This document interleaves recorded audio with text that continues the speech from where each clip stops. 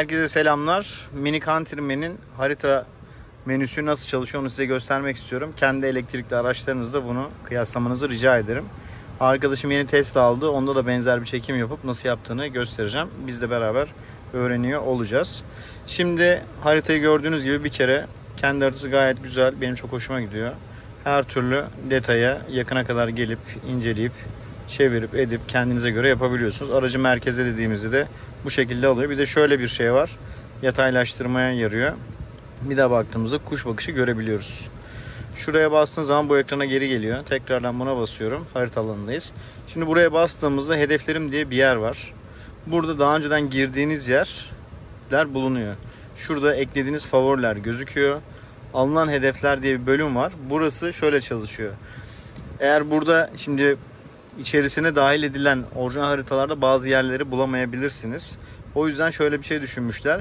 Google haritalarda bir yer bulduğunuzda paylaş deyip arabanın kendi uygulamasını seçip gönder dediğinizde buraya geliyor ve burada başlat dediğinizde otomatikman başlıyor. Bunlar da benim en son telefondan gönderdiğim adresler. Onları da burada ayrıca kayıtlı olarak tutuyor. Favoriler bölümünde de uygulamadan da favorileri eklediğiniz yerler buraya çıkıyor. Burada da gittiğiniz yerleri de bu şekilde buraya favorileri ekleyebilirsiniz. Bunlar da son hedefler. Yani nereyi seçip nereye gitmişiz şeklinde. Şimdi öncelikle bunu gösterdikten sonra devam ediyorum. Burada arama bölümü var. Hemen aramıyorum. Şunları da göstereyim size. Şuna bastığınızda yolda nerede olursanız olun size yakın mesafedeki şarj istasyonlarının hepsini gösteriyor böyle. Gördüğünüz gibi 10 kilometreye kadar mesafedeki şarj istasyonlarını bu şekilde gösteriyor. Yine geri gelip bu alana çıkıyoruz. Park yerlerini de yine aynı şekilde ayıklayabiliyor. Şurada dinlenme tesislerini seçebiliyorsun. Şurada oka bastığımızda kafe, restoran, bankamatik, işte yeme yerleri, konaklama yerleri, alışveriş yerleri gibi seçenekler var. Onun dışında buradan bir hedef seçelim. Mesela diyelim ki Bursa'ya gidelim. Bursa diye aratıyorum. Teknik Oto Bursa, Osman Gazi mesela bastım. Şimdi bir yer arattığınızda öncelikle size haritada şöyle bir şey gösteriyor. Yani şu anki bulunan şarjınızla nereye kadar gidebileceğinizi gösteriyor. Ve size çizdiği rotada tavsiye ettiği şarj istasyonlarını gösteriyor gördüğünüz gibi. Şimdi buraya basıyorum. Şurayı ben bir daha göstereyim. Şurada bir alan var görüyorsunuz. Bu bizim güzergahımızın çizelgesi aslında. İlk durağımız burası. Sonra nokta nokta küçülerek devam ediyor. İlerledikçe burası geriye gelip bu yaklaştığın diğer lokasyonlar şeye çıkıyor. Buna bastığımızda sürüşün detayı burada gözüküyor. Yani nerelerde şarj istasyonuna gireceğimiz burada belirtilmiş. Burada gördüğünüz gibi e-şarj, ZES gibi seçenekler var. Aslında ben tercih edilen şarj istasyonlarında başka bir şarj istasyonu seçmiştim ama arabadan rota çizdiğiniz zaman bunları şu an dahil etmiyor. Bu sistemdeki bir eksiklik, muhtemelen düzeltilecek. Trafik verisini de buradan açıp kapatabiliyorsunuz. Dolayısıyla güzergah boyunca bulunan trafik duraklamalarını da sistemde görüyorsunuz ve bunları dahil ederek size bir sonuç veriyor. Kolay şey için bunu kapatıp hepsini arda arda görüp kolay işlem yapabilmeniz için böyle yapmış. Burada da gördüğünüz gibi durakları ayrı ayrı gösteriyor. Bunlar da ben telefonda bu rotayı çizdiğimde ben atıyorum GeoEV ile GeoEV ve en yakıt seçtiğim için sadece onları seçerek yapıyor ama arabadayken bunu yapmıyor. Bunu yapabilmek için QR kodla bağlanmamı istiyor. Onda da telefondaki veriyi aldığı halde yapmıyor. Bu yazılımla sonradan düzeltecek, yani güncellemelerde düzeltecek bir konu. %99'da düzeltilecektir. Ama burada şöyle bir şey var. Şurada değiştir tuşu var gördüğünüz gibi. Değiştir dediğimde o şarj istasyonunun bana gir dediği yerdeki en yakın şeyleri gösteriyor ve bunlar benim bu şarj istasyonlarını kullan dediklerim çıkıyor. GeoEV en yakıt gördüğünüz gibi. Bunlardan bir tanesini ben buraya yakın seçeneklerden seçebilirim. Basıyorum. Bir ileride sol tarafta basıyorum. Bir ileride sol tarafta. Bir tane daha basıyorum. Bir tane daha basıyorum. Sağ tarafta. Bu bana uygun. Ekle diyorum. Bu senin yolunu 1 dakika uzatacak diyor. Tamam dedim. Şimdi buraya bakıyorum.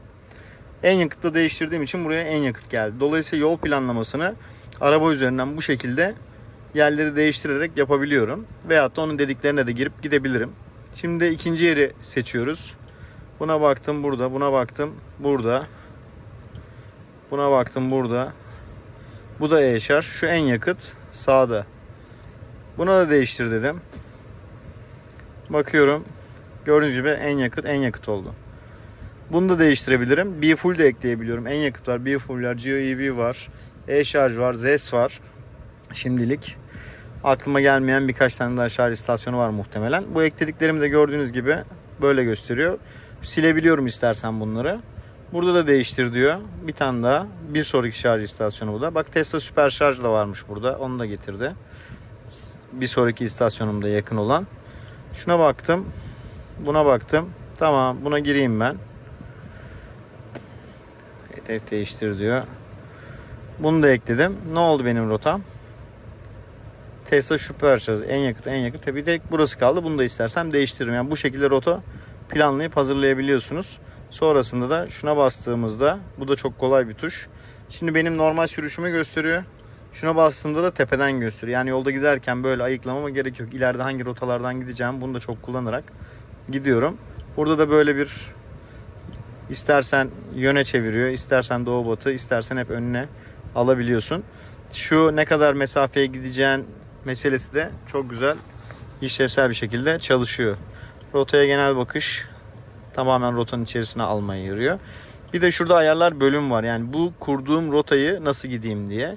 Ses duyular, otozum bende açık. Şarj imkanı olan yerleri bana yoldaki dinlenme yerlerini, eğer ben yorgunsam bu öneri istersen burada dinlenebilirsin diye şey yapıyor. Otoyollardan kaçın, ücretli yollardan kaçın, feribottan kaçın seçeneklerini seçebiliyorum. Burada sürüm bilgileri var. Burada gördüğünüz gibi datasını Mapbox diye bir sistem üzerinden alıyor. Buradaki OpenStreetMap diye de seçenek var. Seçenek derken yani altyapı bilgileri var. Burada benim canımı sıkan tek bir şey var. Onu da detayını ben soracağım. Şuna bastığım zaman şu mevzu hep başıma geliyor arada büyük ekranlarda. Şu şarj bölümüne girdiğimde şarjla ilgili de optimizasyonlar var. En optimize edilmiş rotayı ayarlaması için burada ayar seçilmiş. Burada şarj istasyonunda yüzde kaçla olmak istiyorsun? Hedefte yüzde kaçla olmak istiyorsun diye seçenekler var. Ben bunu %5 yapıyorum. Bazen de sıfıra da çevirebiliyorum duruma göre. Hedefi de gideceğim yerde, evde şarj imkanım varsa, vaktim varsa bunu olabildiğince düşük seçiyorum. Dolayısıyla evde 0,5 yani %5'te de varsam, vaktim varsa ama eve gittiğimde şarj edecek vaktim yoksa %45, %50 ile olsun istiyorum. Yavaş şarj ediyorum çünkü sabaha kadar dursam bile %80'e falan gelsin diye. Burada belirleme seçenekleri var. Ev, iş belirleme seçenekleri. Tercih edilen işletmeler. Tercih edilen işletmeleri gösterdiğinde beni gördüğünüz gibi tekrar uygulamaya gitmemi istiyor. Halbuki orada ben zaten ayarladım. Burada bir eksik kalan bir şeyler var yani tam çalışmayan. Bu rotayı seçerken de sadece DC istasyonları seçme özelliğini getirmişler. Bunları da seçip yapabiliyorsun. Peki bu yoldaki şarj istasyonlarında ne verileri görebiliyoruz? Şuradan çıkayım ben şundan. Şarj istasyonlarını gösterdiğim. Atıyorum. Şuna bir bakalım. 2 tane şarjın ikisi de dolu olduğunu burada gösteriyor. Ünlem işaretine bastım. 122 kW'lık, ikisinden biri dolu. Yani dolu mu boş mu e-şarj uygulamasından direkt alıyor. Açık olduğu saatleri yazmış. Şimdi bunun şeyinde siz söyleyin. Uygulamada bunun hakkında çok daha fazla veriler alabiliyorum. Fiyat verilerinin bile bulunduğu şarj istasyonları var. Bunu bir deneyelim bakalım neler varmış içinde. Bunda mesela şarj hızını bile göstermiyor. Başka. Ottavat'a bakalım. Yani firmaların gönderdiği verilerin sağlığına göre değişiyor. Burada da gücü en az bu kadar olsun diyebiliyorsunuz. Yani karşına çıkaracağı zaman tip 2'yi seçsin veyahut da CCS seçsin diyebiliyoruz. Bunu da seçelim. Bir de şimdi mevcut seçelim.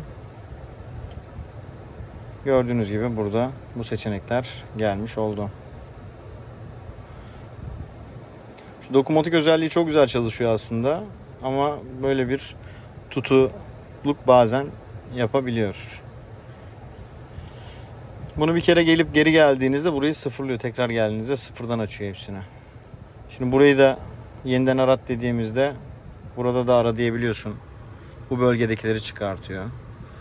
Turugo var, Watt var. En yakıta bir girelim. Burada belki fazla veri olabilir. En yakıt bu konularda iyi. Bakın 180 kW. Yanında Starbucks olduğu, Torba Bodrum, Ortakent simitçisi. Yanındaki mekanları da gösteriyor. Bunda daha fazla veri var. Ama dediğim gibi kendi telefon uygulamamızda, yani mini uygulamada bu bölgedeki mesela uygulamada eğer şarj istasyonu resmi falan varsa onları da çekiyor. Detayları da alıyor. Bazısında fiyatlarda gördüm. Fiyatlarını da yazdığı oldu.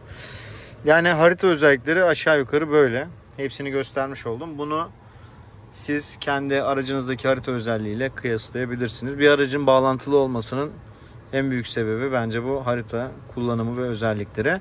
Bundaki sıkıntımızı söyleyeyim ben size. Bakın sadece Türkiye haritası var.